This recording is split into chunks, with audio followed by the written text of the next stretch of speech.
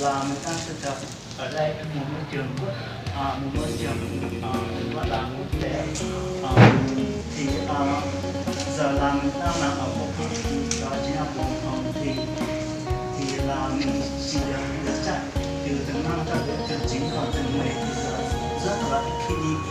Từ tầng 10 trở đi thì là nó sẽ là những người mà làm ở khu vực công cộng, còn tớ thì tớ làm trong kho và tớ cũng làm ở buồng nữa.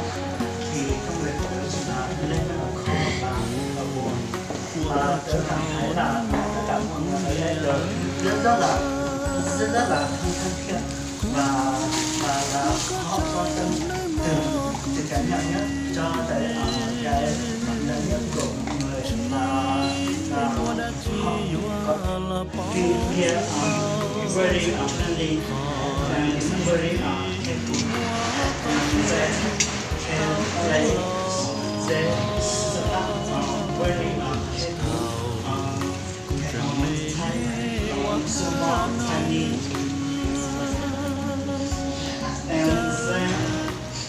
and then we work here so we know how to run the users, how to clean and the store, and how to make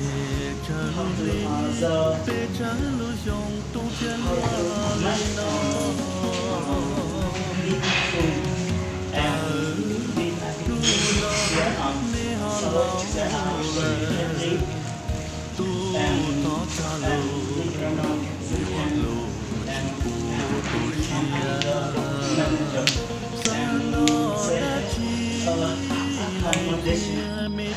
Bao có những điểm mạnh, đó là kỹ năng vi tính này, rồi vốn tiếng Anh tốt này. Đấy, bộ phận cũng biết được những cái thế mạnh đó của Bao và phân công cho Bao cái công việc rất là phù hợp với sở trường của mình. Đó là quản lý kho, tất cả những mặt hàng của housekeeping mà để set up lên trên phòng ấy thì là do anh Bao quản lý đấy. Độ chính xác rất là cao đúng không ạ? Thì là giống như kiểu là mình sẽ có hơn 200 mặt hàng để quản lý. Wow. Và là có bán kho.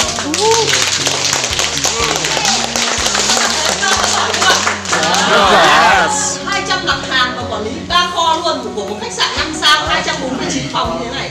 Wow.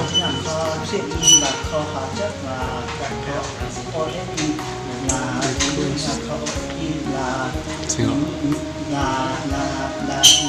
mà để dùng ở trong khách sạn, còn kho thiết bị là kho để cho khách, còn kho hóa chất là dùng để lâu bằng cái hạt rửa.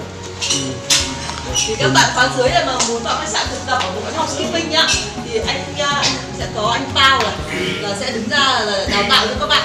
Các bạn có đồng ý không ạ? Dạ. Ra trong một tuần mà các bạn đến lên 200 mặt hàng trong kho.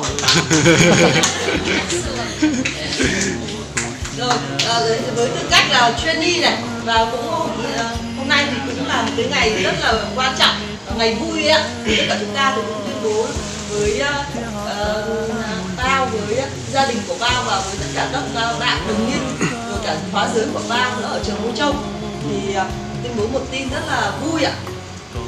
Đó là khách sạn sẽ nhận Bao vào làm việc chính thức, trở thành nhân viên của khách sạn Hotel de la Coupe ạ.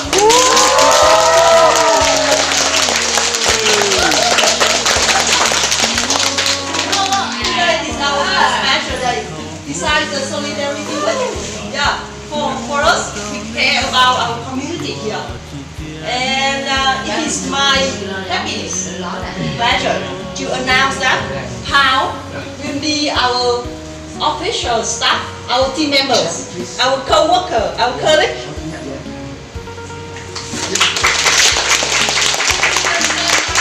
Congratulations to Pao. Yes.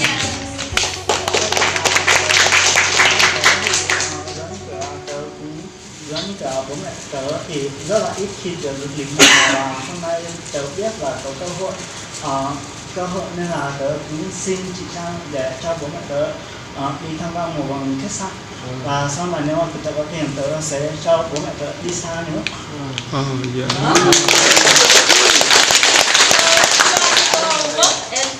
earn money, right? And then you spend money and you arrange travels. Yeah.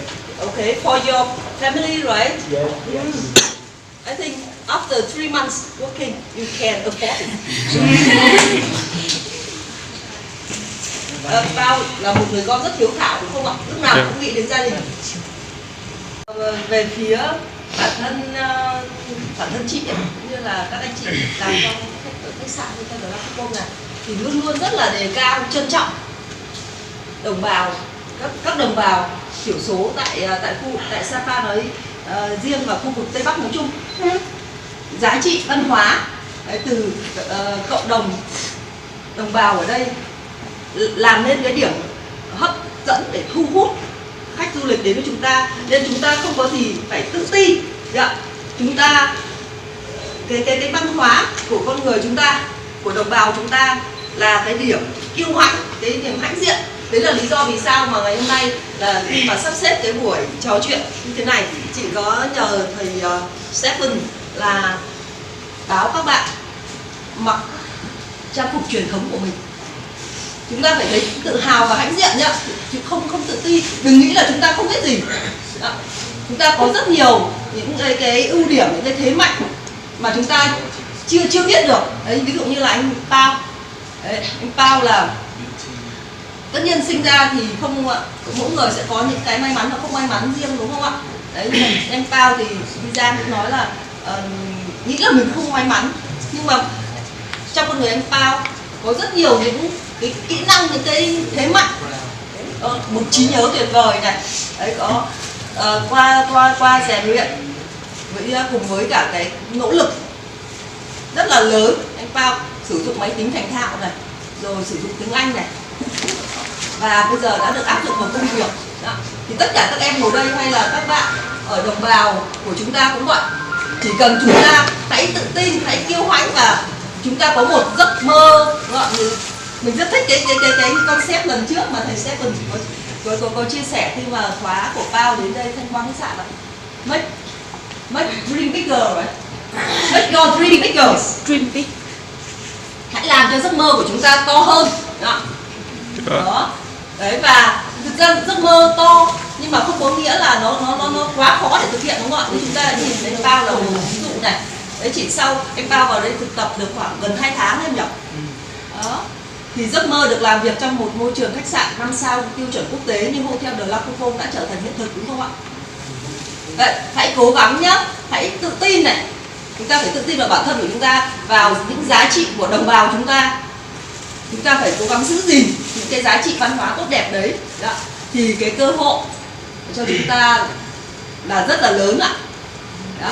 Và khách sạn là đối với khách sạn Hotel de la Coupe thì luôn luôn mở cửa để đón nhận các em học viên của Âu Châu để vào thực tập và với những cá nhân mà thực sự có cái sự nhiệt huyết đấy, và phù hợp với môi trường của khách sạn.